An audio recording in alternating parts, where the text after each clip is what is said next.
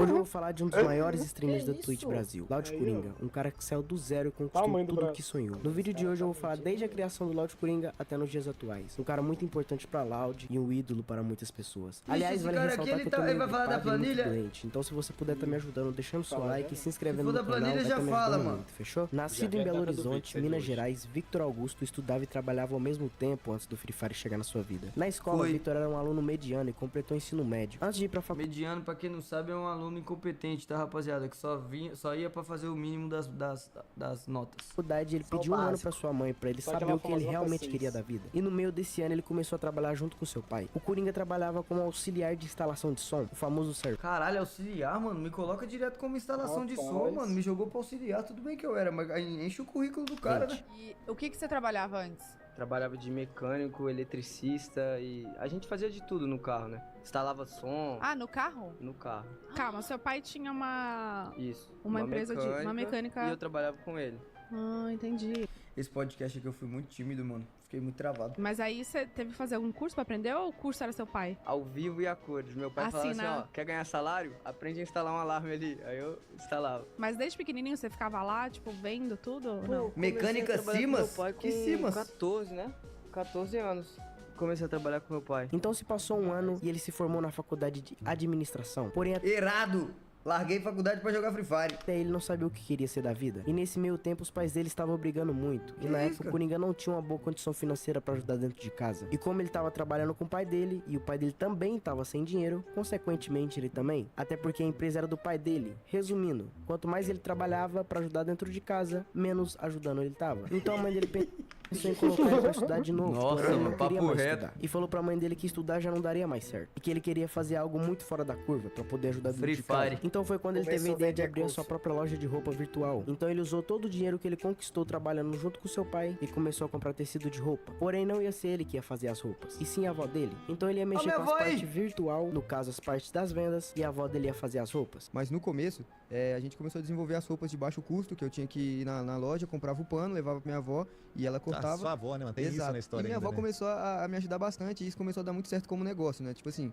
pra mim, na minha realidade, tava perfeito. E quando começou a abrir um pouco mais as margens, que a gente conseguiu vender mais, eu já comecei a dar aquela sofisticada, dar umas rasgadas na roupa, que era moda na época. Começou a dar certo. Minha avó, o coração mais gigante do mundo, sempre me ajudava. E a gente fazia o seguinte: vovó, vai dar R$40 de custo. A gente vendeu a de 70, 15 vai pra senhora, 15 vai pra mim. Caraca, no final das bem contas. bolado com a avó, mano. Primeira empresa do Loud Coringa. Exatamente. Bem bolado com a avó, mano. E aí, veio uma história que até não conto muito em podcast, mas minha mãe tinha muito contato no salão e ela tinha uma amiga muito forte que morava no Paraguai.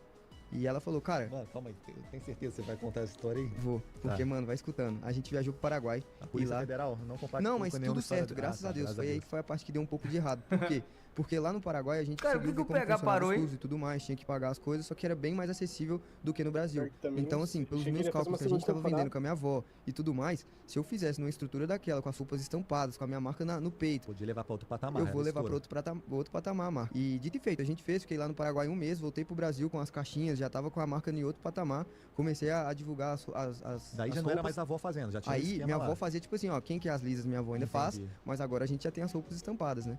Foi quando começou a vender muito bem, só que uma marca ela tem que estar pronta para entender que a expectativa de venda de uma roupa pode ser muito alta, de outra tem que ser o mesmo tanto, mas essa aqui pode vender mais e essa aqui não vender nada. É muito difícil você equilibrar o que você vai investir para fazer o estoque para depois... A minha primeira coleção custou tipo R$5.000 pra eu fazer tudo isso lá no Paraguai, tá ligado? Um tanto de estampa. Aí uma vendeu pra caralho. Eu peguei todo o dinheiro, achei que tava começando a ficar rico e gastei. Aí quando começou a ter que pagar os custos das outras, eu comecei a ficar devendo. E vai vender o que você vai manter ali em algum período. Exatamente. Então quando eu comecei a marca, eu comecei tipo num sonho de, pô, se eu vendi 10 mil, eu tô com 10 mil de lucro.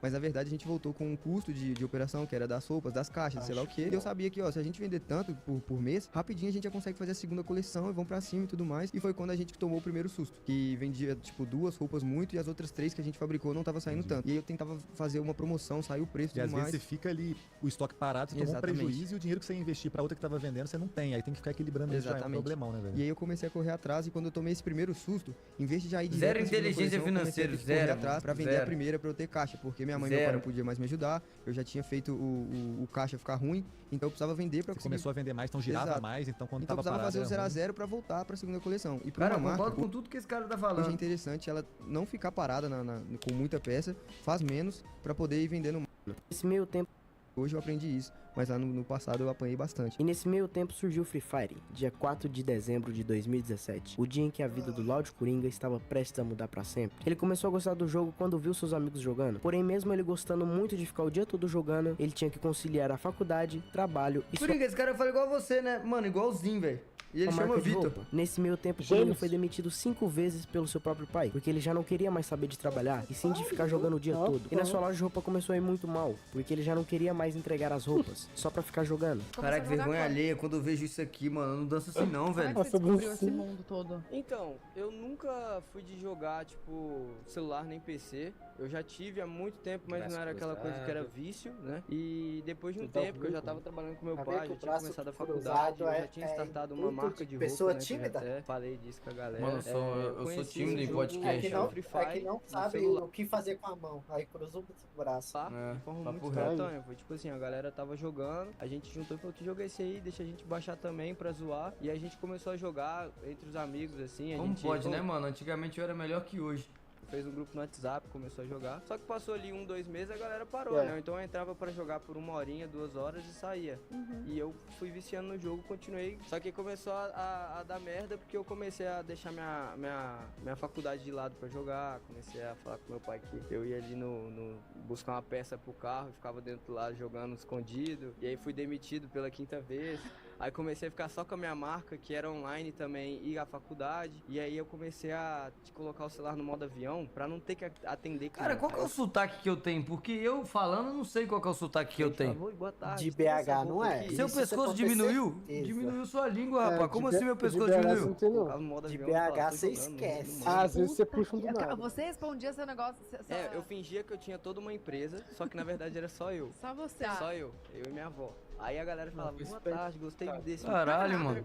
Fazer da vida. Perguntou pra ele se jogar dá dinheiro. E nessa época já tinha alguns youtubers de Free Fire, como o Crusher, o ídolo do Coringa na época. E ele falou pra mãe dele que dava pra ganhar um dinheiro com a internet. Então a mãe dele apoiou ele e falou, então começa a fazer vídeo também. Porém o Coringa só tinha um celular pra gravar, e o celular dele na época era uma merda. E pra sair a voz dele, ele tinha que pegar o celular da mãe dele também. Resumindo, era um trabalho muito grande fazer o vídeo. Porém, mesmo assim, ele começou a fazer vídeo pro YouTube. Você era bem vagabundo, hein, ô Drax? Cara, não é que eu não era vagabundo, mas...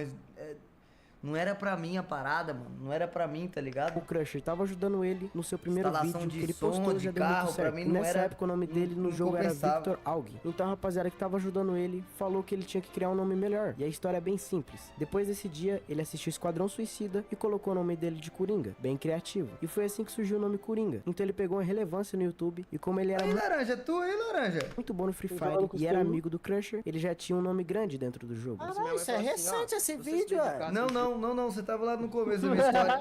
Pelo menos pra fazer um vídeo no YouTube, vai. Só que eu só tinha um celular, então era muito difícil pra gravar, não tinha. Eu falava, tá bom, mãe, vou gravar um dia. Mãe, hoje eu gravei um vídeo. Bem criativo, mano. Mas na época eu não ia imaginar que eu ia virar alguém. Pro YouTube? É, porque ela falava assim, ó, se é isso que você quer pra sua vida, você pensa daqui 2 anos você fazendo isso? Eu falava, eu penso. Ela falou, então vai lá e começa a dedicar, como se fosse uma carreira. Só que não tinha ninguém pra fazer isso, pra mostrar pra minha mãe e dar um exemplo, né? Só que aí começou a surgir os youtubers do jogo. E aí nessa época a galera já começou a dar uma virada de views, que eu era fã de todo mundo, inclusive eu falo que hoje é meu amigo, o Crusher, que foi um dos primeiros a fazer isso. Só que assim, quando eu comecei a conversar com ele, foi tipo assim, de fã pra ir. Cara, eu falo muito tipo assim, né, mano? E aí ele começou a falar, mano, você fala bem, você joga bem, falo por que você muito não faz um canal no YouTube? Aí eu falei, minha mãe fala isso todo dia também, eu tenho que criar. Ele falou, vou te dar uma força, então. Só que eu falei assim, cara, mas como é que funciona um canal no YouTube? Eu vou criar um... Ele falou, dá pra ganhar dinheiro com o YouTube. Se você tentasse, dava pra você já tá estruturando sua vida, né? Mano, essa época aqui o YouTube era uma mamata, meu chefe. Escuta uma coisa, essa época aqui o YouTube pagava em dólar, parceiro. Se você fizesse uma view, mesmo que baixa, você ganhava em dólar. Imagina aí um youtuber que você fala assim, pô, mano, esse cara não coloca muita view, não. O cara ganhava era 1.200 doleta no mês. Limpo, tá? Limpo. Antigamente, se você não tivesse sucesso no YouTube, você tinha dinheiro. O cara que ele era muito estourado no YouTube, suponhamos um Cocielo, nessa época, um Whindersson Nunes, ele puxava, era tudo em doleta. Imagina aí o AdSense ele vendo 150 mil dólares por mês. Imagina aí a brincadeira. Loucura. Aí eu falei, caralho. Então foi ele que te deu toda a dica? O cara que fazia 1000 views no vídeo, ele ganhava Muito. Eita, laranjinha, dropando sangue e os caralho. Falando isso. Exato. E eu jogava com Só ele, pros tipo caras assim, que me tendo que agir defenderam ali, que super o resto normal, só né? Porque se eu falasse criticaram. Os que muito, cara, defenderam ganharam vou sobre. sair. Então foi quando o PH, Bruno Playhard, dono da Loud, chamou o Coringa pra entrar no time. Então ele foi pro Rio de Janeiro gravar o anúncio da Loud, e quando ele voltou, ele já falou isso pra mãe dele. A gente gravou o anúncio e ia todo mundo voltar pra casa. Papo reto. Mês Ao invés de gravar o inteiro, continuar. Pô, nesse podcast eu contei toda a minha história, né? Eu achei que esse vídeo seria Porém, o mais ele Coringa não falando era com você. influenciador de Não, Free não Fire, bota isso ele aqui era na minha pro player de história Free não, mano. Fire. E nesse meio tempo, a Loud cresceu muito. E na época, a Loud tinha classificado para uma final de campeonato de Free Fire, porém era presencial. E nessa final, a Loud sentiu uma pressão e deu tudo errado pra eles. E a galera começou a criticar muito o Coringa, falando que ele era muito ruim e que não merecia estar na Loud. Até que ele chegou pro PH e falou que não queria ser mais pro player de Free Fire e começou a criar conteúdo pra Loud. Não, mano, não foi assim não. Não é que os caras estavam falando que eu era muito ruim, né? Mas é porque os caras falaram que eu tinha mandado mal. Não, eu não tinha mandado mal, que na final eu fui um dos poucos que não pipocou. Mas é porque realmente o time tava bem e eu não era tão bem, né? E eu falei, pô, mano, eu prefiro fazer uma livezinha, porque eu já tava gostando de fazer minhas lives na Animo TV. Aí eu Preferia preferi. ser influencer, né? Exato. Era assim, então beleza. Enquanto ele criava conteúdo pra Loud, ele começou a fazer live. E como ele mesmo disse, ele gostava mais de fazer live do que fazer vídeo pra Loud. Foi assim que ele migrou totalmente de ser youtuber e começou a ser streamer. E como ele já tava um pouco cansado de Free Fire, ele começou a fazer live de um jogo que também mudaria a vida dele completamente. GTA RP. Ele começou a fazer muitas lives de GTA. Meu Deus, o cara colocou a música da Grota, mano. Alguém escutou? Nossa Vou voltar, Senhora. para todos que não escutaram, tá? Vou até aumentar. Mudaria a vida dele completamente. GTA RP. Ele começou a fazer muitas lives de GTA RP na tá de Twitch. E sacanagem, lá em né? 2021, quando o GTA Tá RP focando ainda no tava só fundo no aí. começo, ele começou no Cidade Alta, um dos maiores servidores do GTA RP Não é do Brasil, possível. onde só tinha gente famosa, Os jogando caras colocam a junto música com o da França, Piozinho os caras e colocam a criando um música dos da maiores personagens dentro do jogo. Connor e CJ, Coringa e Piozinho criaram um evento dentro do GTA RP, a famosa Caralho, baguncinha, um papo evento reto, presencial que chamava a galera das facções do GTA RP pra fora do jogo, fazendo assim uma das maiores Ó, o lives cabelinho de do gato. GTA RP do mundo, com mais de 370 Opa, pausei. Tem alguém daquele chat ali que tá aqui até hoje? mil pessoas Eu. assistindo Pausei de novo. Eu tava. Alguém? uma baguncinha. Nessa época, Coringa e Piozinho eram os mais assistidos da Twitch Brasil. No caso, Piozinho ainda era da Animo. Porém, eles não pararam por aí. Como eles viram que a primeira baguncinha tinha dado certo, eles fizeram mais duas. Sendo assim, crescendo mais ainda o cenário do GTRP aqui no Brasil. É, papo reto. Altozinho, mano, pequenininho. Online, tamo on. Tá ligado? Família, sejam bem-vindos oficialmente à Baguncinha, mano. O primeiro evento presencial de GTA RP, mano. Escuta! Caralho, tinha uma galera do lado de fora, mano, na época de pandemia. Cara, que época boa, hein, mano. Ô, os caras tá estralando. Rapaz, o Caiox deu um glow up, né? Caraca, o Caiox mudou mesmo, né, velho? Que a gente veio Peraí, mas o Caiox engordou ou fazendo emagreceu? um RP muito Não, foda, emagreceu, deu com glow o up. objetivo de tentar levar esse nosso jogo pra outro Boa? nível. Não, mano, não boa pandemia, né, rapaziada? Época boa o GTA. Tô falando que isso aqui foi na época de pandemia, pô. O que Oxi. aconteceu ao mesmo Nível. tempo. A gente tá fazendo hoje o primeiro evento presencial de GTA RP. E, mano, vou falar pra vocês que tá arrepiando, a gente tá com a expectativa lá em cima, já tá acontecendo muita coisa, um sonho pra todo mundo aqui. Depois de todos esses anos, Loud Coringa realizou muitos sonhos. Graças um deles a foi ter Deus. comprado uma Porsche 911 Carrera, ter comprado a sua própria casa. E o maior sonho que ele poderia realizar, que foi poder ajudar seus pais, mudar Papo. completamente a vida deles e ser um dos maiores streamers do mundo. Além de ter Papo. comprado uma Lamborghini Urus como sua nova conquista, papo. além de ser um dos maiores nomes da internet Papo. brasileira e um dos maiores do Free Fire e um dos No maiores papo. nomes do GTRP, No papo. Loud Coringa continua sendo aquele cara humilde que ajuda as pessoas ao seu redor. No E nos papo. dias atuais, Loud Coringa conta com mais de 6 milhões de seguidores na Twitch, Tá mais porra. de 7 milhões de inscritos Tá no YouTube porra. e mais de 14 milhões no Tá Instagram. porra. Eu acho que eu nem preciso falar o quanto esse cara é grande. Hoje em dia ele ainda continua com suas lives de GTRP, às vezes faz alguns Essa música IRLs deu e um muito trabalho react, fácil, o que é algo muito polêmico, já que a galera critica muito ele por fazer muito react. Aliás, ele virou sócio da Loud, o que é muito foda. O cara é muito gigante e sempre será lembrado pelo que fez. Pra mim, um cara que me ajudou muito lá em 2020, quando o mundo tava um caos. Mesmo assim, ele sempre fez o conteúdo pra nós, e isso é muito foda. Muitos desistiram no meio do caminho, mas o Coringa sempre se manteve de pé. Se esse vídeo chegar até ele, Coringa, eu quero que tu saiba que tu é muito foda e merece tudo o que tem. É nóis, irmão. Tamo junto. Chupa planilha, chupa planilha, chupa planilha. Receba a planilha. Só agradece, meu irmão, só agradece. Tamo junto. Deus abençoe, mano. Essa música ainda deixou tudo foda, tudo foda. É nóis.